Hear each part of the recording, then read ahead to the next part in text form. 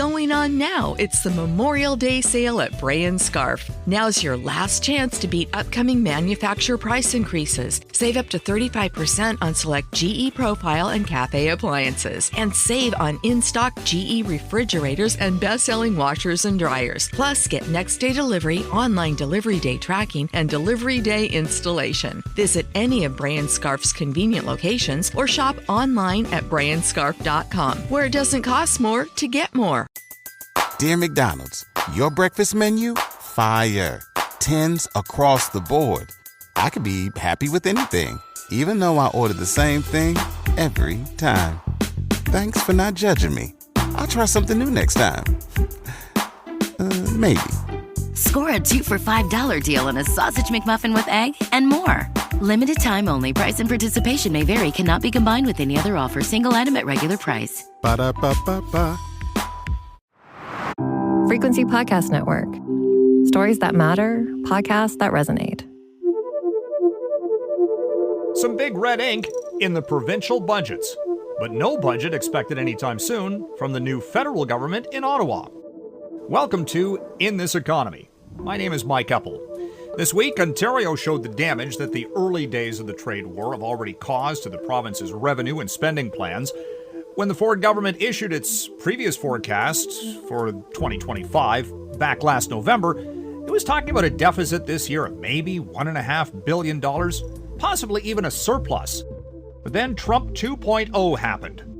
Trade war was started. Premier Doug Ford called an early election, perhaps trying to get ahead of the coming storm of bad news. And the bottom line numbers that Ontario Finance Minister Peter Bethlenfalvy unveiled showed a deficit forecast now at $14.5 billion, shrinking revenue from a struggling manufacturing sector, record-breaking spending at $232 billion, almost $500 billion in overall provincial debt, and some multi-billion-dollar support programs to help businesses weather the drying up of cross-border trade.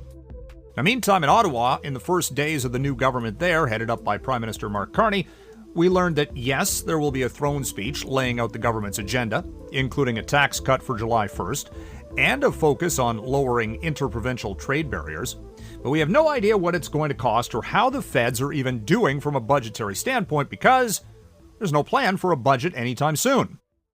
Joining me to talk about some of the monetary maneuvers and economic projections, on the line is Doug Porter, the chief economist at the Bank of Montreal. Doug Porter, thank you very much for joining us. Thanks for having me. We are coming off an Ontario budget that looks quite a bit different from what the Ford government was talking about from an expectation standpoint for 2025. When the fall fiscal came out last November, they were talking about a $1.5 billion deficit for this year. Oh, how times have changed. It's almost as if we're in the middle of a trade war. And that's certainly indicated with the budgetary deficit projections, the amount of spending that this government is doing. Was there anything that, other than some of the much larger numbers, was there anything that caught your attention to say, whoa, this is quite dramatic? I would say if you stand back, well, a lot of the focus is on the spending side. I think the real takeaway here is the Ontario government is actually expecting revenues to drop this year, which is unusual. And that's what really drives the much wider deficit. And by the way, to put this in a historical perspective, it's not an especially large deficit as a share of the economy. In fact, when we compare Ontario to the other provinces, Ontario is about the same as the other 9 provinces combined as a share of their economy. If anything, Ontario's deficit is actually slightly smaller than the other 9 provinces. So we really are literally seeing this across the country. Both at the federal and the provincial level, a weakening in the underlying finances. And as much as, governments are talking about how much they're spending to support the economy, and I think, the kind of way they've scaled it is about right. The bigger story is the fact that revenues are actually slated to decline just because of a softer economy. Well, the day after analysis seemed to be looking back on the, questions why Doug Ford went early to the voters. And this might be the reason why, in as much as this budget was, you want to get the bad news out early in a mandate, and it certainly did that when we're talking about an Ontario economy that is only expected to grow at 0.8% this year. Doug, that's flatline for the most part. Especially when you look at it, stacked up against kind of population growth we've seen in recent years. I guess the one thing I would also note is I don't think there's much debate about which province is really most vulnerable to the trade war. I do believe Ontario really stands in the front line, especially insofar as the U.S. has picked on autos and steel and to a lesser extent aluminum. Is really facing the pressure. And of course, the auto and steel industries are basically in Ontario. And on top of that, Ontario is about as leveraged to the U.S. economy as any of the other 10 provinces. So Ontario is definitely right in the thick of it.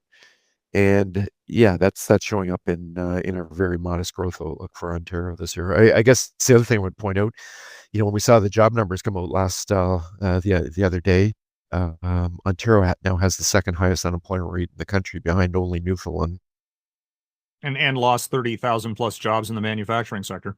Immediate reaction from the Fords and Stellantis and Honda announcing their pause in EV production. When we look at the line items, of course, the biggest spending categories are education and healthcare. Those are up, but again, based on population growth percentage-wise, they're not even up that much. So that could lead to cuts. I mean, there's a lot of debate about that. And you can't, it's when we talk about a deficit of $14.5 billion, there was no place to cut particularly. And all these new support programs for small business and companies that are faced with tariff challenges and such. I mean, are those are almost COVID era like, if you will, in as much as they're offering up some money for companies that are struggling. They are, but what's notable is that program spending is actually slated to rise by less than 2% this year overall. Again, while there's a lot of focus on spending, the bottom line does not show that large of a spending increase. Now, I will say, oftentimes what we found in Ontario budgets is they often underestimate both spending and revenues. It's very normal to see in-year or end-of-year revisions upward for both. And I would not at all be surprised if we come back in a year from now and find that both revenues and spending actually turned out to be higher than what's in this budget. We may well end up with a deficit of roughly the same neighborhood, but it's not at all rare to have Ontario misfire in terms of their projections for budget deficits, both to good and bad. We've seen some really big revisions. So this is a plan, but let's face it, there's a lot of uncertainties, and not just on the trade front, but especially on the trade front, that can easily knock this plan offline in the next year. Well, there were some choices being made by this government too on the revenue side. When you look at what they've pushed through for the LCBO, beer and wine and convenience stores, the hit that actually led to for revenue, some of the changes there, making the gas tax cut permanent. They'd already eliminated things, for licensing fees and things like that. So, I mean, they are the master of their own revenue generation, aren't they? In as much as, they're trying to give things back to taxpayers, the people, but at the same time, that's hitting the bottom line. It definitely is, but the reality is Ontario's revenues are largely driven, first and foremost by personal income taxes, corporate income taxes, and sales taxes. Those are really the big three, and a lot of those other items, they make the headlines, they make for good stories, but that's not what really drives revenues. Ultimately, it will be how the economy does, and I will say I think that this budget is based on a fairly realistic, and if anything, I would say a cautious outlook for the economy. There is the chance that the economy actually could do a bit better than what the budget is based on. We're definitely not through the trade war by any means, but there is the chance that it's not going to be as bad as what some of the economic forecasts had built in.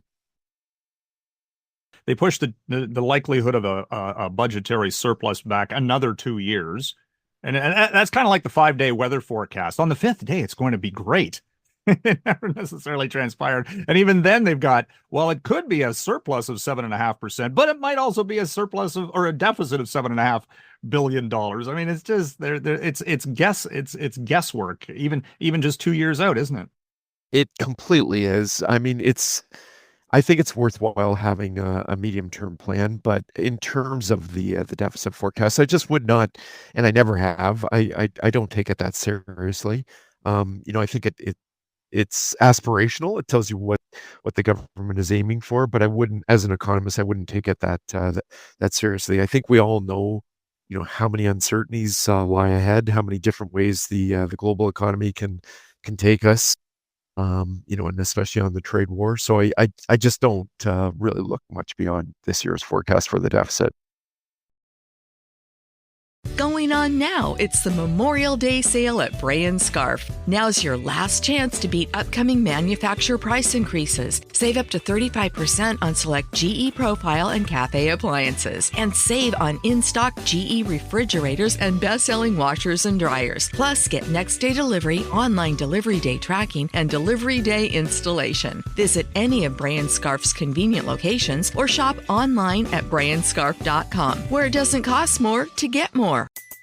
Dear McDonald's, your breakfast menu, fire. 10s across the board. I could be happy with anything, even though I ordered the same thing every time. Thanks for not judging me. I'll try something new next time. Maybe. Score a 2 for $5 deal on a sausage McMuffin with egg and more. Limited time only. Price and participation may vary. Cannot be combined with any other offer. Single item at regular price. Ba-da-ba-ba-ba.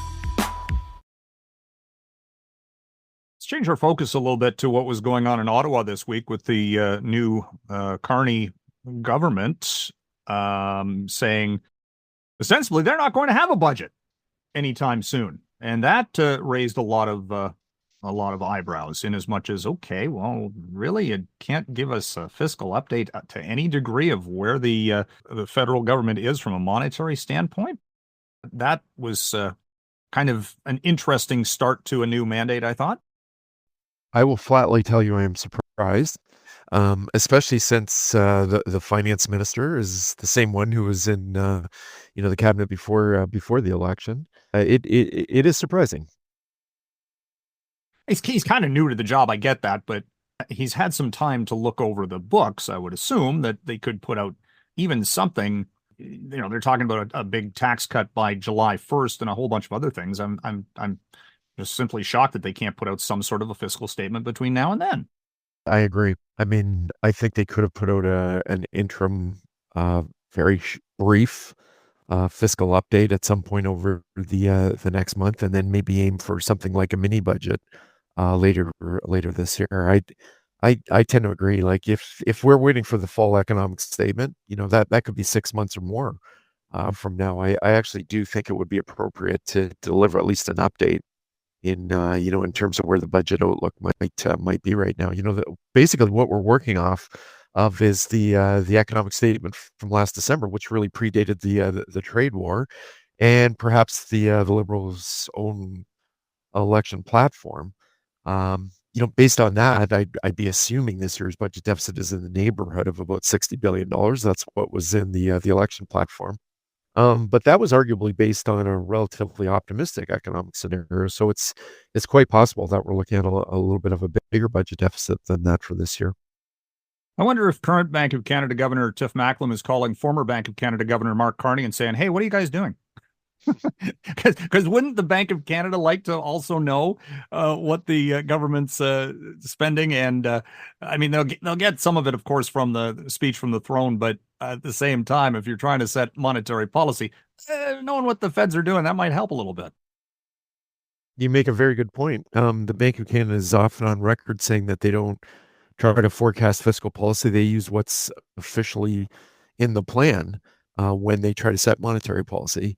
They do need a good guide on that front. I would actually assert that of everyone, it's actually the Bank of Canada who really needs needs a budgetary statement more than anyone. To be clear, Ottawa can still enact, tax and spending changes. We saw them, for instance, sign off on a 1 point cut in the lowest marginal rate this week. So it's not as if their hands are tied, but for others, it's helpful to know where the official word is on where finances stand and where we might be going, and probably as much for the Bank of Canada as anyone. Is there a risk that any of these budgets that have been, or provincial budgets that have been released, and the lack of a budget from the feds, are the credit rating agencies looking at any of this? They definitely are. They've already taken a long look at both BC and Quebec, for instance. I don't think there's too much concern over Canada's Ottawa situation. But yeah, and I mean, make a good point. That's essentially the ratings agencies base their views off of the official budgets and economic statements, and they don't have much to work on right now at the federal level. Before we let you go, Doug, got to ask you, we're a couple of weeks away from the Bank of Canada's next announcement. What do you think? Did they go 25? Well, we've got two very big numbers before that the bank will have before they have to make that decision. Of course, we get the inflation reading of our own for April, which we think will be very benign because gasoline prices came down a lot in April. Of course, that doesn't do much for core inflation, but we do think headline inflation could drop as low as 1.5%. And then we get the full accounting for growth in the first quarter right at the end of this month, just before the bank has to decide. Importantly, we'll also get an early reading for April, which is a key month. That was the first real month of the trade war for all of us. And I think that number is going to be very important for the bank. At this point, we are leaning slightly in the direction of the bank cutting rates by a quarter in June, but we're not locked into that. Just like the bank, we're waiting to see, what happens in these two very key economic reports. It's been kind of interesting, the most recent inflation data, case in point this past week out of the States, and you're saying April out of Canada is going to be down or lower than it was. The tariff impact really hasn't started to show up in the CPI data, has it yet? Not really at all. And, it's interesting because, if you look at the surveys, both in the US and Canada, consumers are braced for this big run up in inflation. And, we definitely didn't see it in the US in April at all, really. And I'm, the one thing about Canada is we've only put tariffs on a few items from the US and really nothing else. And, the Canadian dollar is, if anything, strengthened in recent weeks. And we've got this big decline in gasoline prices. So, I don't think we're going to get that much sting in the tail for inflation in Canada from the trade war. It opens the door for the Bank of Canada to cut interest rates if they want to and then worry about things later. But that's not how they work. But I'm sure there are a lot of borrowers out there who are saying, please, another cut would be fine. Thank you, Doug. Thanks for joining us. Anytime. And that was the In This Economy podcast, joined by Doug Porter, the chief economist at the Bank of Montreal. You can send your feedback on this episode or any other episode by emailing us at hello@thebigstorypodcast.ca. Or you can leave us a voicemail at 416-935-5935. You can also find us on the Seeker app or wherever you get your favorite podcasts. Please rate, review, follow, and share. My name is Mike Eppel. Thanks for listening.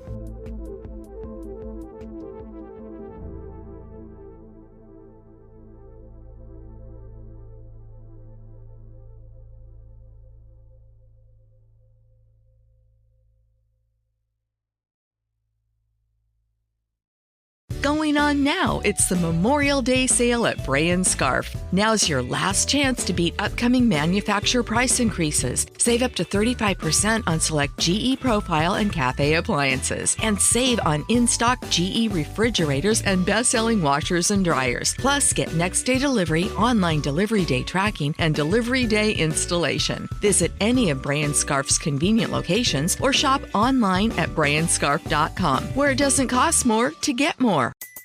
Dear McDonald's, your breakfast menu? Fire. 10s across the board.